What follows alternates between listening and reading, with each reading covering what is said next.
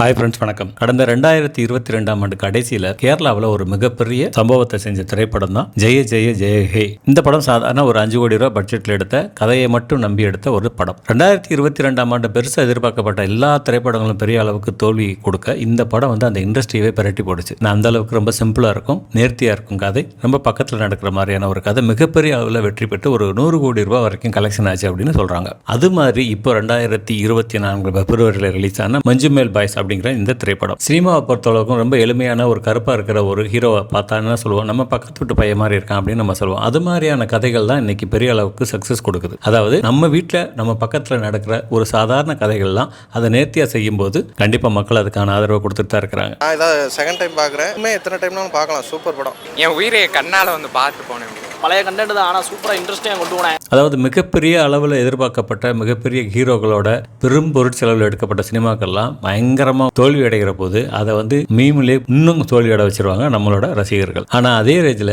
ஒரு ஓரளவுக்கு நல்லா இருக்கிற சினிமாக்களை அதே மாதிரி மீம் போட்டு மிகப்பெரிய அளவில் சக்ஸஸ் பண்ண படமும் இருக்கு. இப்போ இருக்கிற ட்ரெண்டிங்கில் ஒரு படத்தோட சீனை வச்சு ஒரு மீம் வந்து பயங்கரமாக ட்ரெண்ட் ஆகுதுனாலே அந்த படம் பெரிய ஹிட் ஆயிடுச்சுன்னு அர்த்தம். அந்த மாதிரி சார்பாட்டா பரம்பரைக்கு அப்புறம் இப்போ இந்த மஞ்சுமேல் பாய்ஸோட மீம்ஸ் நிறைய பார்க்க ஆரம்பிச்சிருப்பீங்க. அருமையான படம். யூஸ்வலா நம்ம வந்து ஒரு கார்ட்டூன்ல இருந்து அவதார் வரைக்கும், ஷாருக்கான்ல இருந்து வில் ஸ்மித் நடிச்ச படங்கள் வரைக்கும் நம்ம தமிழ்ல பார்த்து பழகிட்டோம். ஈவன் கிரிக்கெட்டையே ஆர்ஜே பாலாஜி பேசி நம்ம பார்த்து பழகிட்டோம். அந்த அளவுக்கு எல்லா இடங்களையும் தமிழ்ல வந்து பரவிக்கிட்டு இருக்கு. பாகுபலி, கேஜிஎஃப் மாதிரியான மற்ற மொழி படங்களை தமிழ்ல வந்து டப் பண்ணி இங்க ரிலீஸ் பண்ணி ஒரு சக்சஸை பார்த்தாங்க. ஆனா இந்த படம் வந்து டைரக்டா மலையாளத்திலேயே இங்க ரிலீஸ் பண்ணியிருக்கிறாங்க. அதுவும் மிகப்பெரிய அளவுக்கு சப்போர்ட் பண்ணியிருக்கிறாங்க தமிழ் மக்கள்னா மிகப்பெரிய ஆச்சரியம் தான். அதுக்கேற்ற மாதிரி தமிழ் இண்டஸ்ட்ரியிலையும் மிகப்பெரிய ஒரு தரமான படம் வரல அப்படிங்கிறது தான் மிகப்பெரிய வேதனை. இதுல ஒரு விஷயம் நீங்க பார்க்கணும், இந்த படம் மலையாளத்தில் ரிலீஸ் ஆகியும் சக்சஸ் ஆகிட்டு இருக்குன்னா அதுக்கு கதை மட்டும் காரணம் கிடையாது. இல்ல இங்க உள்ளவங்களுக்கு எல்லாருக்குமே மலையாளம் புரிஞ்சிருச்சா, இல்ல மலையாளம் தெரியுமா அப்படின்னா அதுவும் காரணம் கிடையாது. அதை தாண்டி ஒரு விஷயம் இருக்கு, அதுக்கு பேரு இந்த மஞ்சுமேல் பாய்ஸ் படம் வந்ததுக்கு அப்புறம் குணாவையும் கமல் சாரையும் மிகப்பெரிய அளவுக்கு பாராட்டி பேசிக்கிட்டு இருக்கிறாங்க. அதுக்கு காரணமும் இந்த படம் தான். ஆனா 32 வருஷம் கழிச்சும் ஒரு படம் வந்து மிகப்பெரிய காவியமா இன்னைக்கு பேசப்படுறதுக்கு காரணம் கமல்னு சொல்லலாம். நான் வீழ்வேன் என்று நினைத்தாயோ.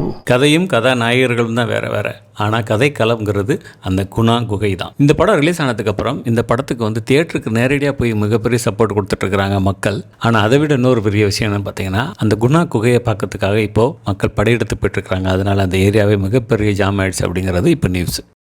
இந்த குணா குகை அப்படிங்கிறது இந்த குணா படம் ரிலீஸ் ஆனதுலேருந்தே மிகப்பெரிய அளவுக்கு பரவலாக பேசப்பட்டது. அந்த குகை எங்கே தான் இருக்குது அப்படின்னு சொல்லிட்டு பார்க்கறதுக்காக நிறைய பேர் உள்ளே போய் உயிரிழந்த சம்பவமும் நடந்திருக்கு. ஆனால் இப்போ இந்த படம் ரிலீஸ் ஆனதுக்கு அப்புறம் குணாவையும் கமலஹாசனோட எஃபர்ட்டையும் அந்த குகையும் பார்க்கறதுக்காக பல கோடி பேர் இப்போ தயாராகிட்டு இருக்கிறாங்க. அந்த குணா படம் ரிலீஸ் ஆனதுக்கு அப்புறம் அந்த படத்தை பார்த்த கலைஞர் கருணாநிதி முதல் முறையாக கமலுக்கு கலைஞானி அப்படிங்கிற ஒரு பட்டத்தை கொடுத்தாங்க. ஏன்னா அந்த குணா படத்தில் கமல்ஹாசன் போட்ட மெனக்கடல், அதுக்கான எஃபர்ட் எல்லாமே கலைஞருக்கு அப்போ தெரிஞ்சு இருக்கு. ஆனா இப்போ உள்ள மக்களுக்கு இப்பதான் தெரிய வருது. அதனால இந்த குணா குகையை பார்க்கறதுக்கு எல்லாரும் இப்போ சாரசாரியா போயிட்டு இருக்காங்க. தயவு செய்து கொஞ்சம் ஜாக்கிரதையாகவும் போயிட்டு வாங்க. ஏன்னா இந்த படத்தோட மெயின் கதையே வந்து அந்த குகையில விழுந்து ஒருத்தன் எப்படி காப்பாற்றப்படுறான் அப்படிங்கிறது தான் அந்த கதையே. அதனால தயவு செய்து அந்த குணா குகையை பார்க்கும்போது கொஞ்சம் கேர்ஃபுல்லாகவே இருங்க அப்படிங்கிறது தான் எங்களோட வலியுறுத்தல். கலைக்கு மொழி தேவையில்லை அப்படின்னு ஒரு டைலாக் எப்பவுமே சொல்லுவாங்க. அது எப்போன்னா ஒரு சினிமாங்கிறது மொழியை தாண்டி ஜெயிக்கும் போது இந்த டைலாக் எல்லாருமே சொல்லுவாங்க. அதுதான் உண்மையும் கூட. அந்த மாதிரியான வெற்றிகளை நம்ம பார்க்கும்போது உண்மையிலே நமக்கு சொல்ல தோணுது, கலைக்கு மொழி தேவையில்லை.